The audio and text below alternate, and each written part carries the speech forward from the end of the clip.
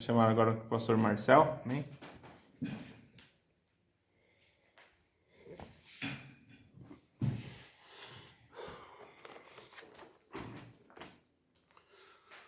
Boa noite a todos, a paz do Senhor Jesus. Meus irmãos, nós estamos aí nessa noite, mais um domingo, né? Todo dia tá parecendo igual. Domingo, segunda, porque com essa pandemia que está acontecendo, nós ficamos dentro das nossas casas, então, assim, fica meio perdido, né? Mas o bom é que a gente hoje está reunido para louvar o Senhor, engrandecer o nome do Senhor, a Ele honrar com toda... Creio que Deus vai falar conosco hoje também, amém? Convido você que está na tua casa a abrir a palavra do Senhor no livro de 2 Crônicas, capítulo 20, o verso de número 4. Apenas o verso 4, eu vou estar explicando o capítulo para vocês, o que Deus tem para a nossa vida hoje. Então, se encontra lá em 2 Crônicas, capítulo 20, verso 4. E a palavra do Senhor diz assim: e todo o povo se ajuntou para pedir socorro ao Senhor. Até isso, irmãos. Senhor, nosso Deus e Pai, em nome de Jesus, Senhor, nós necessitamos da tua unção, da tua sabedoria que vem do alto, as nossas vidas. Papai amado, falar da tua palavra, e eu sei que nesse tempo de louvor, nós lemos o salmo, que nós oramos, Senhor, o Senhor já tem preparado o coração de cada um em cada casa. Prepara o nosso também, de cada vida, Senhor, e teu nome seja glorificado através dessa palavra. Amém. Meus irmãos, queria dizer para os irmãos hoje que quando você não tem saída, não tem solução nenhuma, nem resposta, nenhum escape, o que é que você faz? Como é que você tem respondido nessa hora que a notícia ruim bate na porta da tua casa ou algo ruim acontece contra você? Porque não estamos imunes a isso acontecer com a nossa vida. Todos nós passamos por lutas, por tribulações, todos nós passamos por momentos difíceis na nossa vida, irmãos. E eu sei que nesse tempo é um tempo da gente se apegar mais com Deus, da gente estar mais perto do Senhor, né? Porque perto dele, eu creio que Ele é quem nos guia, direciona a nossa vida e nos dá o escape para a situação da qual nós passamos. A palavra diz aqui, para você entender um pouco, capítulo 20 do 2 Crônicas, capítulo 20, conta a história de um rei que serviu a Deus, né? Você quando vê a história dos reis de Israel, você vê que muitos deles se desviaram, não cumpriam mais as ordenanças de Deus e só faziam coisas erradas. Mas esse rei foi um rei que ele buscou a presença do Senhor em todo o tempo, o rei Josafá. Foi um rei honrado, um rei que Deus deu a ele muita vitória. Deus entregou nas mãos dele muitas coisas maravilhosas. E aqui acontece algo assim. Queria falar sobre... Essa história acontece um cerco contra o povo de Deus. Quando você estuda a Bíblia um pouco, você vê acerca de cercos que tinham na Bíblia, na palavra do Senhor, esses cercos duravam não assim meses, mas duravam anos. O cerco da Babilônia, o cerco dos assírios. Eles cercavam a cidade era uma cidade fortificada, tinha muros e portas fortes, muros, soldados. Mas o que eles faziam? Eles cercavam com o exército muito mais numeroso e ali ficavam anos. 7 anos, 10 anos, 3 anos, ninguém entrava, ninguém saía da cidade. O comércio não existia, até que toda a necessidade daquela cidade que precisava de coisas de fora, elas não conseguiam ser sustentadas, né? Então, era no momento que o povo clamava a Deus para Deus intervir, né? Nesse momento e assim salvar e livrar as cidades. E aqui acontece que não só um povo adversário veio contra o povo de Israel, o povo de Deus, mas 3 adversários vieram contra. Os amonitas, os moabitas e os da montanha de Seir. Os amonitas e moabitas são povos irmãos, né? Porque quando você estuda um pouco a palavra do Senhor e sabe que as filhas de Ló, quando cometem um ato lá contra o Senhor, elas têm 2 filhos, né? Cada filha. Um se chama Amon e outro Moabe. E esses povos se tornaram inimigos do povo de Deus. Da mesma forma, o povo da montanha era o povo de Edom, os edomitas, ou seja, de Esaú.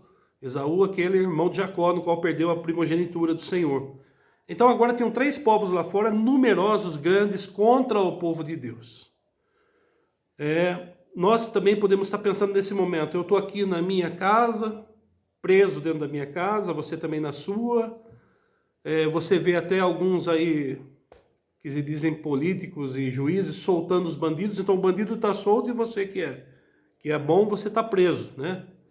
Então nós vemos o que acontece, como o mundo está andando na contramão das coisas de Deus, né, irmãos? E ninguém quer isso. Então o povo, Deus permite que coisas aconteçam para que o povo se volte, para que o povo busque o Senhor, para que o povo reconheça que só Ele é Deus e só Ele pode livrar de situações que são adversas, né? Então a palavra do Senhor, ela diz, irmãos, no versículo número 2, então vieram, olha só, veio um mensageiro para o rei e disse assim, Senhor, vem contra ti uma grande multidão e já estão bem perto. Olha só o que ele falou, né? O mensageiro disse assim para o rei, rei, o exército deles é imenso, é enorme, nós somos como gafanhotos perto deles, são uma multidão, parece a areia do mar, eles vêm vindo, estão perto, estão chegando. Mas a palavra no versículo de número 3, ele diz que o rei ficou com medo, Josafá ficou, e o medo, irmãos, às vezes nós pensamos que o medo não é bom, né? Que a palavra diz que Deus lança fora todo medo, mas é importante porque ele temeu, ele ficou com medo, mas esse medo gerou uma consequência na vida dele, ou algo para que ele fizesse. E a palavra do Senhor diz que ele temeu, ele ficou com medo, mas ele não saiu correndo, arrancando os cabelos dele, ou procurando em alguém lá algum conselho. A palavra que ele pôs a buscar o Senhor. Olha que coisa linda, né? Ele pôs a buscar o Senhor. São momentos difíceis que a gente busca a presença de Deus. Olha, você pode ver, a pessoa pode dizer que ele é um ateu, mas quando ele vai bater o carro dele, ele vê que está desgovernado o carro, a primeira coisa que ele vai clamar e vai falar naquele momento é pedir para que, Senhor, me livra, Deus me livra. Ele vai falar, Deus me livra desse mal. Ele vai clamar, ele vai pedir. E nós também temos esse momento, mas não de saber que ele é um Deus que só nos socorre no tempo da angústia e da tristeza. Por isso que Deus está querendo, irmãos, um relacionamento com Ele, mas não só no tempo que eu estou apertado, no tempo que a notícia ruim está batendo na minha casa, alguém está enfermo, ou eu perdi um emprego, alguma coisa, acontecer coisas que eu não me deixo contente para me buscar a Deus. Eu não posso ser assim, muito pelo contrário. Eu tenho que buscar Deus em todo o tempo, até na minha alegria, eu tenho que partilhar com o Senhor os feitos, tudo que Ele tem feito para minha casa. Graças a Deus, que com o tempo que você vai caminhando com o Senhor, você vai se tornando mais maduro, né? Na maturidade que você vai alcançando com o Senhor, você vai ficando um pouco mais, eu creio, com uma inteligência, mas não é uma terrena, é uma coisa que vem do alto. Ou seja, você começa a focar nas coisas e nas graças que o Senhor tem dado para a tua vida. Eu foco, quando eu vejo meu netinho correndo, minha netinha correndo, eu foco neles e falo que alegria, que presente que Deus me deu, que algo maravilhoso. E assim você tem que focar na tua família, na tua casa, com os teus filhos, com os teus netos. Focar essa maravilha que Deus tem dado para nós, não importando o que está acontecendo nesse momento e agora. Não, você não está fugindo disso, mas você está glorificando a Deus, dizendo que Ele é Senhor, que Ele que fez todas essas coisas, que Ele que entregou para você todas essas coisas. Então nós podemos descansar na palavra do Senhor. A palavra diz que para você trazer à memória coisas que lhe dão esperança, que agradam, meus irmãos, que vão fazer você se fortificar no Senhor. Eu me fortifico no Senhor quando eu sei dessas coisas, né? Então a palavra diz assim, né? Que ele em primeiro lugar, apesar do medo, de tudo aquilo que ele estava, notícia ruim, né? Chegando ali, que estavam chegando os inimigos, ele ficou com medo, mas ele foi em busca de Deus. A palavra diz isso, Josafá temeu e pôs-se a buscar o Senhor. E o interessante, irmãos, que essa busca dele fez com que o povo de Israel tivesse uma comunhão. Olha que coisa, você vê que até essa pandemia, né, está tendo um clima agora que as pessoas estão buscando mais a palavra de Deus. Estão buscando mais se unir, orar um pelos outros, interceder um pelos outros, né? Eu vou contar para vocês, de mim mesmo, a gente orava à noite, mas não estou orando tanto como estou orando agora. E nas orações que eu faço de noite, eu até coloco num caderno o nome de pessoas que eu lembro, famílias que eu conheço, pessoas todas que eu consigo lembrar na hora, ou que pedem pra gente, eu coloco isso em oração, porque sei que é a chave da vitória. eu buscar em oração a Deus as respostas que Deus tem para a minha vida nessa luta que nós temos, que não é contra carne e sangue, ou seja, não são contra pessoas. Não tem ninguém cercando a minha casa nesse momento, mas a palavra diz que são contra principados e potestades, hostes espirituais da maldade nos lugares celestiais, a palavra do Senhor, no livro de Efésios, no capítulo número 6, no versículo 10 em diante. Ou seja, as lutas que vêm contra nós hoje são lutas espirituais, são lutas que acontecem, né? Mas nós sabemos em quem nós temos crido, no Senhor, nosso Deus. Eu sei que eu tenho crido nele. Então, o versículo 4, Judá, irmãos, a palavra diz que o povo de Judá se ajuntou para pedir socorro ao Senhor. E não só, todas as cidades circunvizinhas também começaram a interceder, a buscar ao Senhor a respeito de Judá, do cerco que Judá estava tendo. Então, nós também, quando a gente está nesse momento, nós estamos orando, buscando a presença do Senhor, né? Através de tudo isso que está acontecendo, para que a gente saia não da mesma forma que a gente começou essa pandemia, o que começou, né? Talvez no começo a gente falou, nossa, com medo, será que eu vou perder alguém da minha família? Será que vai acontecer isso? Muita coisa pode ter acontecido, mas em primeiro lugar, a palavra do Senhor diz que buscai ao Senhor, né, meus irmãos? Buscai ao Senhor enquanto se pode deixar. A palavra também diz no livro de Mateus, buscar em primeiro lugar o reino de Deus e a sua justiça, e todas as demais coisas vão ser acrescentadas. Ou seja, quando eu busco a presença de Deus, o reino dele, a sua justiça, tudo que ele tem colocado diante das nossas vidas, eu pode ter a certeza que vai cooperar para que todas as coisas concorram para o bem do Senhor, ou seja, para que o nome de Deus seja glorificado através das nossas vidas.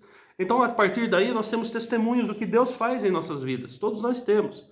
Quem é que pode falar assim, que nunca percebeu que Deus agiu de uma forma maravilhosa na vida, na família dele? Eu acho que ninguém. Você pode ver através da sua casa. Se olhar para os teus filhos, teus netos, a tua mãe, teu pai, você vai ver a mão de Deus não deixou de estar estendida sobre a tua casa, sobre a tua família. Então ele busca comunhão. E essa comunhão, meus irmãos, é incrível, porque ela busca, porque assim, se ajuntaram para pedir socorro ao Senhor. Olha que coisa. Socorro. Para quem que você pede socorro? Simplesmente, sempre você pede socorro para alguém que pode resolver a tua situação. Alguém que é mais forte que você, mais inteligente do que você. Muitas vezes nós buscamos socorro em lugares errados. Mas eu quero dizer para você, quando nós buscamos o socorro em Deus, você tem a certeza que todas as coisas vão contribuir para que o bem aconteça, para que o final da nossa história seja totalmente dirigido e assinado lá no final da nossa história por Jesus Cristo. Ou seja, é Ele quem nos dá a vitória, porque a palavra diz que Ele é o amém. Ele é o assim seja, Ele é o final de todas as coisas, Ele é o princípio e o fim. Ou seja, se Ele permitiu que algo acontecesse na tua vida, Ele vai até o fim contigo acompanhando, não tirando você do lugar da cova, nem das águas, nem disso, mas estando convosco, estarei convosco todo o tempo, em todos os dias, Ele diz, até a consumação dos séculos. E diz assim a palavra do Senhor. O Salmo 121 diz assim, levantarei os meus olhos para os montes, de onde virá o meu socorro? Olha que coisa. E a resposta o próprio salmista dá no versículo seguinte, dizendo, o meu socorro vem do Senhor que fez o céu e a terra. Olha, o que ele está dizendo, que o socorro que vem para a tua vida e a minha vida, o socorro bem presente em meio à angústia, ele não vem de qualquer Deus, não vem de qualquer pessoa, ele vem de um Deus único e verdadeiro, o Criador dos céus e da terra. É o Deus Todo-Poderoso do qual nós servimos, meus irmãos. O Deus que enviou o Filho dele amado, Jesus Cristo, para nos resgatar e nos salvar. E isso é uma verdade tremenda, porque a palavra de Deus, né, meus irmãos, quando nós ouvimos o Senhor dizer, o próprio Jesus, o Verbo, Ele é a palavra de Deus. E o Verbo estava com Deus, e agora Ele vem para essa terra, se encarna, tá, irmãos? Encarna, se fez carne, a palavra diz. E Ele diz assim em João 14, verso número 6, eu sou o caminho, a verdade e a vida. E ninguém vem ao Pai senão por mim. Ou seja, no momento que você está passando, você tem um grande Deus que diz assim, eu sou o caminho. Quer dizer, quando você está apavorado com o que está acontecendo com a tua vida, você busca um caminho, uma saída, um escape, algo, mas ele está falando, eu sou o caminho. Quando você está buscando uma solução também, vão aparecer um monte de coisas para você, é desse jeito, é desse jeito, é desse jeito, corre para lá, corre para o banco, corre para um amigo, corre para tal lugar para te livrar. Mas isso que ele diz, eu sou a verdade, ou seja, não tem outra saída se não for por ele. E outra coisa, ele é a vida. E não importa o que aconteça comigo, não me importa, irmãos, eu não tenho medo da morte, eu sei que muita gente não tem, mas tem cheio de gente de pavor que morre de medo, eu vou morrer. Se está com medo que vai morrer, é porque não está bem com Deus. Então seria necessário agora, nesse momento, que você entregasse totalmente sua vida para o Senhor. E não é por mim, meus irmãos, não é para a igreja nossa, mas é para que você reconcilie novamente com o Senhor. Isso só pode reconciliar porque ele disse que eu sou o caminho, a verdade e a vida, e ninguém vem ao Pai senão por mim. Não existe outro caminho para chegar até Deus. Ou seja, a salvação só é alcançada por Jesus Cristo.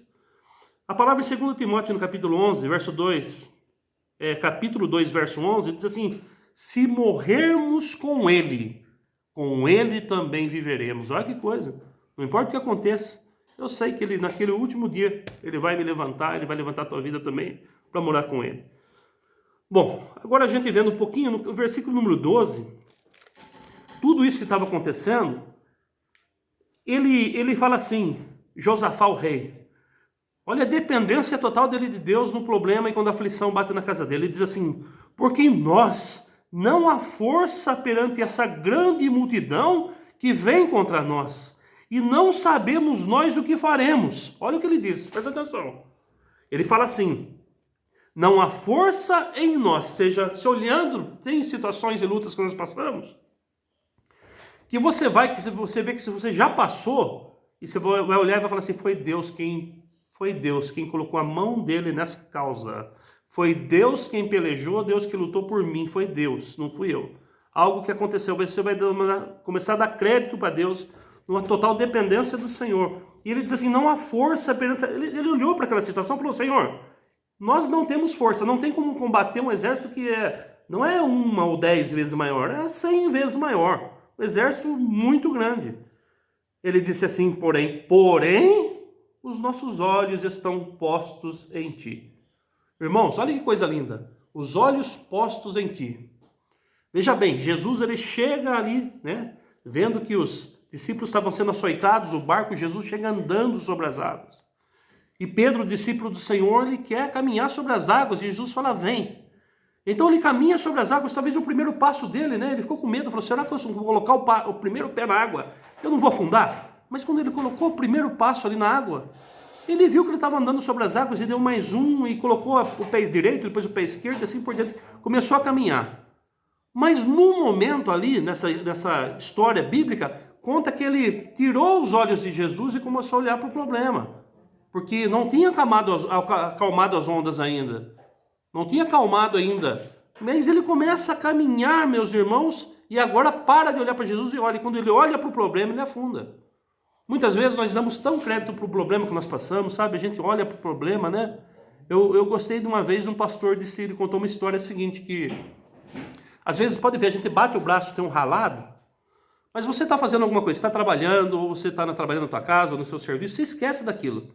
Mas passa uma pessoa perto de você e fala assim: nossa, que machucado feio. Você olha e fala assim: nossa, é mesmo, né? Eu bati e tal, e tá doendo. E você parece que começa a olhar para aquilo, parece que começa a doer. Mas quando a gente tira o foco dessas coisas e começa a olhar para Jesus, meus irmãos, para Deus, simplesmente tudo passa e passa muito rápido. Então ele diz assim: não há força em nós. É uma total dependência de Deus, né? Que incrível isso. E Deus faz assim. Mas olha como que Deus começa então a dar estratégia para ele. Eu queria falar um pouco agora sobre que Deus ele não faz acepção de pessoas. Às vezes você está olhando aí pensando, falando assim: nossa, o Marcel agora era aquele que aprontava na cidade, fazia isso e aquilo, então agora está pregando a palavra. Eu estou pregando a palavra porque eu sou totalmente dependente de Deus. Se eu fosse dependente das minhas coisas, de tudo aquilo que eu servia, eu não conseguia nem pregar um versículo. Mas eu quero dizer para você, do mesmo modo que Deus me usa, Ele pode usar a tua vida também. Ele pode usar a tua vida de uma forma maravilhosa, muito mais do que a minha. E oro a Deus para que as pessoas que eu conheço, a minha descendência, os meus amigos, preguem muito melhor, falem muito melhor do que eu e anunciem muito mais a palavra do que eu. Ou seja, que as pessoas possam, né, estar servindo o Senhor Jesus. E a palavra diz assim: então veio o Espírito do Senhor no meio da congregação. Imagina agora, todo mundo assustado. Josafá havia feito ali uma oração. Ele havia falado assim: Senhor, não há força em nós. Talvez alguém pensou: nossa, se o rei está falando que nós estamos derrotados, imagina o que vai acontecer. Mas ele termina a frase dizendo assim: mas os nossos olhos estão postos em ti. Ou seja, quando nós colocamos os nossos olhos no Senhor, irmãos, né, E eu disse para você que Pedro, quando ele tirou os olhos do Senhor, ele afundou. E Jesus vai lá e pega Pedro, né? Salva Pedro, pega Pedro pela mão. Deus faz conosco todos os dias. Quando a nossa fé dá uma fraquejada, quando a gente fica ali meio, sabe? Na montanha-russa do mundo, um dia eu estou muito bem. Nossa, eu enfrentei leões e ursos como Davi e fui ganhando e ganhando. No outro dia eu já não estou tão bem. Isso é normal que aconteça conosco, porque aconteceu até com os profetas do Senhor. Você vê a vida de Elias, aconteceu isso. Relatei algumas semanas atrás a respeito disso. Mas Deus, agora o Espírito do Senhor, né? Olha só, o Espírito do Senhor vem no meio da congregação sobre a vida de uma pessoa simples, uma pessoa humilde no meio da congregação. Quer dizer, Deus podia usar o rei, podia usar sacerdote, podia dizer quem era lá, mas Deus agora usa um músico, um moço que estava ali, que era filho de um conhecido. E Deus ali, chamado Jaziel, e a palavra diz que Deus o usa, o Espírito do Senhor o enche naquele momento e ele fala coisas maravilhosas. Então, olha só, meus irmãos, sobre o que Deus faz conosco, né? E o próprio Pedro, ele relata isso depois, porque uma vez Pedro vai visitar a família de Cornélio, lá em Atos capítulo 10, e quando ele vê que aquelas pessoas ali nem sido batizadas nas águas, elas foram, e tinham recebido o Espírito Santo de Deus, ele faz uma frase seguinte, dizendo assim: Deus, tenho por certeza isso, em verdade, Deus não faz acepção de pessoas. Está lá em Atos 10, 34. Deus não faz acepção de pessoas. Olha, Deus não faz acepção da tua vida, Deus te ama. Assim como a minha vida, a tua família, nesse momento que você deixou de fazer algo para ouvir a palavra do Senhor, Deus, ele está contigo, com a tua casa. E nesse momento eu falo assim, que Deus abençoe muito a tua família, que Deus abençoe muito a tua casa, a tua parentela, o teu serviço, os teus negócios, em todas as áreas, você seja bem sucedido. Mas eu quero dizer uma coisa, continue sendo fiel ao Senhor, continue buscando a Deus em primeiro lugar. Então, esse moço, ele recebe o Espírito de Deus e pela fé, irmãos, ele diz algo grandioso, no versículo 16 e 17. Ele começa dizendo assim: assim diz o Senhor. Olha só, ele estava sendo boca de Deus naquele momento, dizendo assim: assim diz o Senhor para as nossas vidas. Quer dizer, Deus agora trouxe uma resposta para nós. Não temais, nem vos assusteis por causa dessa grande multidão, porque a peleja não é vossa, ou seja, essa guerra não é sua, essa guerra é do Senhor, o nosso Deus. E ele diz pela fé, olha, amanhã descereis contra eles. O que ele está dizendo? Vai contra, irmãos. Nós temos problemas às vezes e a gente parece que não quer resolver. A gente entra no nosso quarto, entra lá e fala, nossa, que situação que eu estou passando. Eu tenho medo de enfrentar, eu não consigo nem levantar minha cabeça, eu fico olhando cabeça baixa, olhando para o chão. Não! O teu socorro, ele vem do alto, é para o alto que você deve olhar. Vem de cima, porque seu Deus está acima de todos os deuses.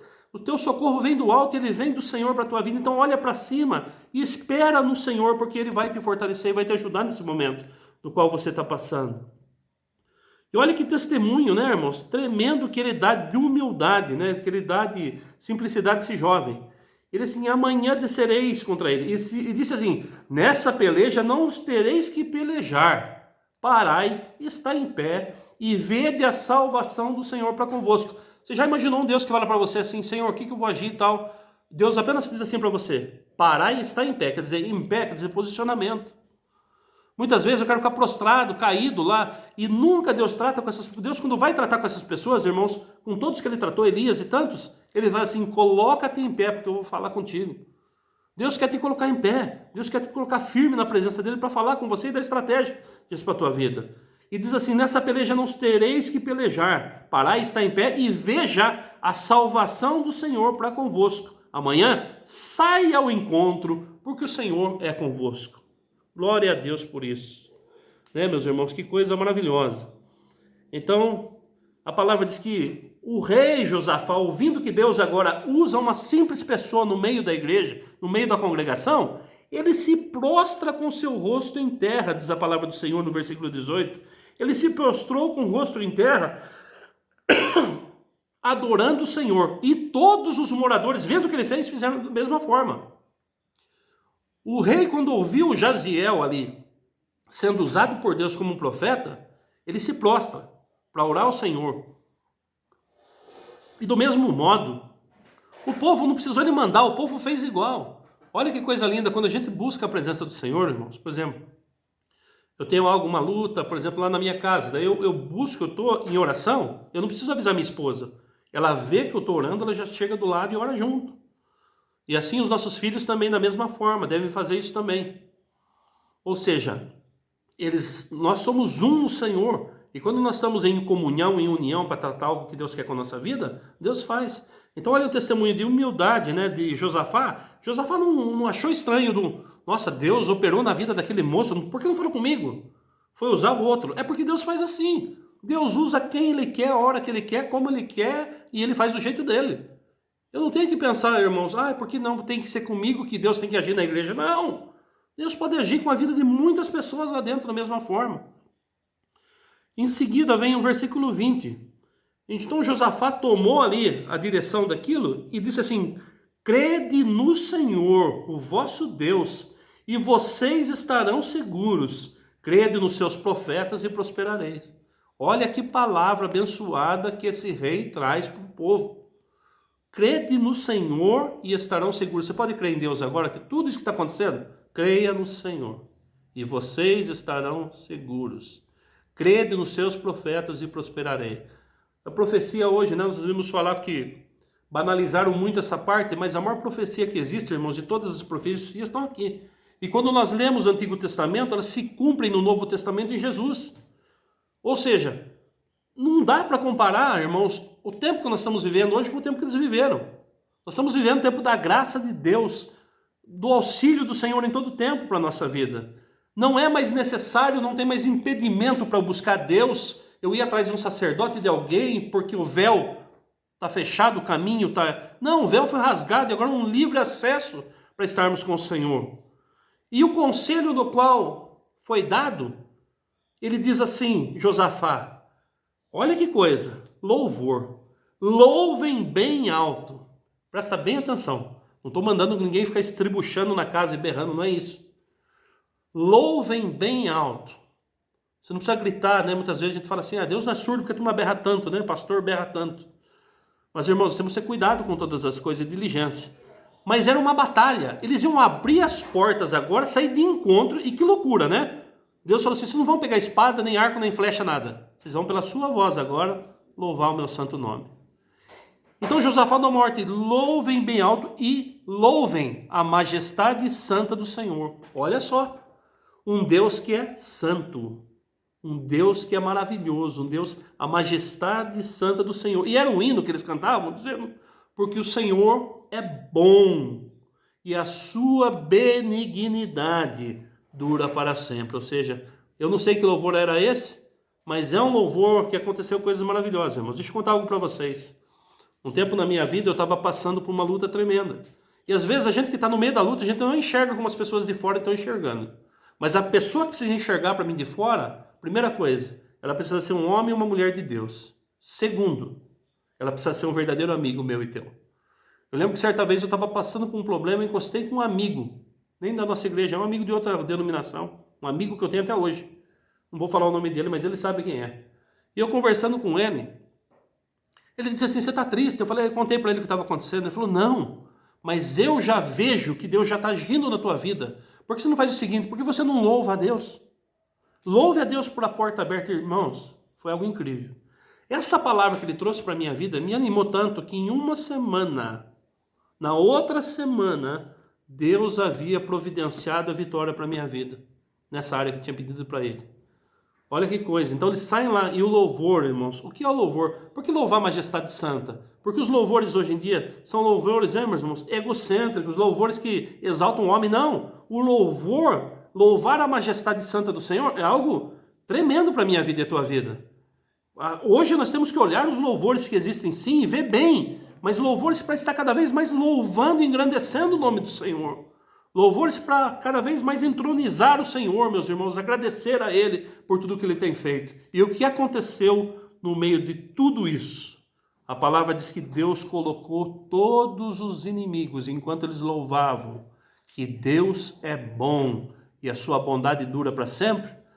Os amonitas e os moabitas, que eram um povo irmão, eles falaram assim, ei, está demorando muito para essa luta acontecer, mas nós vamos vencer sozinhos, Israel. então vamos acabar com o povo de Seir, ou seja, com os edomitas, com o povo de Esaú. E eles partiram para cima ali do aliado deles, que era os da montanha, e acabaram, dizimaram. Depois disso, um começou a olhar para o outro também, os irmãos amonitas e moabitas, e lutaram entre eles também, foram dizimados. Ou seja, eu creio que sobrou apenas um soldado, e o último que sobrou se matou. Porque quando eles chegam até ali, irmãos, a palavra diz que Deus vestiu o adversário de confusão. Ó, teus inimigos podem vir para ti por um caminho, a palavra diz, mas por 7 caminhos sairão envergonhados e confundidos da presença do Senhor. Eu não sei o que você está passando, eu não sei o que você está passando nesse momento, mas você pode ter certeza, quando você entrega todo o teu caminho ao Senhor e confia nele, tudo mais ele vai falar, para que o nome dele seja glorificado através da tua vida. E a palavra diz que então que eles foram até um campo, né? Até um vale. E nesse vale, quando chegaram lá, o povo cantando e louvando ao Senhor, a palavra diz que logo eles viram ali que Deus havia feito uma confusão, eles desbarataram, mataram todos lá, todos estavam mortos, os cadáveres em abundância, mas tinham muitos objetos preciosos ali, tinham armas de guerra, tinham animais, tinham ouro, prata, bronze, eles ficaram ali por dias, recolhendo e saqueando tudo aquilo que eles tinham. Quer dizer, além de vencerem, ficaram com os despojos do inimigo e tiveram ali, irmãos, algo grande da parte de Deus. Então aquele lugar ali chamado Vale de Beraca, né, que foi chamado porque aconteceu essa grande vitória, é chamado de Vale da Bênção. Quer dizer, todo dia que eu levanto, Deus tem uma bênção preparada para a minha vida e a tua vida. E a maior bênção eu já alcancei, você também já alcançou, que é a salvação do Senhor. Já pensou se o mundo acabar amanhã, se o mundo acabar daqui a alguns dias? A palavra diz que você que crê que Jesus morreu por ti, que ressuscitou ao 3º dia, você é salvo. É isso, simplesmente isso. Então agora diz assim, no versículo 29, então veio o medo de Deus sobre todos os reinos inimigos. Ou seja, olha, o medo estava com Josafá no começo, mas quando ele busca Deus, esse medo passa a ser transferido do outro lado. Os inimigos agora estavam com medo. E diz assim no versículo número 30, para encerrar nesse momento, e o reino de Josafá ficou quieto, e o seu Deus lhe deu repouso ao redor, a paz que excede todo entendimento. Ele tem que estar comigo, na minha vida, na tua vida, em todo o tempo, irmãos. Nós podemos estar passando por lutas, mas eu vou dizer para você uma coisa, eu não sou melhor do que você, pode ter certeza disso. A paz que o mundo dá, essa paz não vale nada. Mas a paz que Jesus entrega, que dá para a minha vida e a tua vida, vale sim todas as coisas. Eu queria estar nesse momento encerrando, dizendo uma palavra para você, que diz assim, sede, pois, irmãos, pacientes até a vinda do Senhor.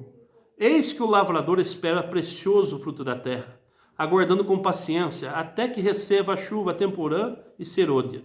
Sedes vós também pacientes, fortalecei o vosso coração, porque já a vinda do Senhor está próxima. Olha que coisa, que palavra maravilhosa, né? Escrito ali para um jovem. Deus, irmãos, Ele está no controle de todas as coisas e eu creio. Quero dizer para você que nesse momento, nós vamos estar chamando aqui a Ludmila, a casa dela, para louvar o Senhor, e depois nós vamos estar orando, tá, irmãos? Nós vamos estar orando por todas as casas. Não vai desligar seu celular nesse momento. Eu queria abençoar a tua casa através de oração, eu não posso fazer nada, mas Deus pode. Todas. Ser um intercessor pela sua vida, pela sua família nesse momento. Se você crê, não desliga, fique esperando aí, que nós logo nós vamos estar orando e louvando ao Senhor. Deus abençoe a todos.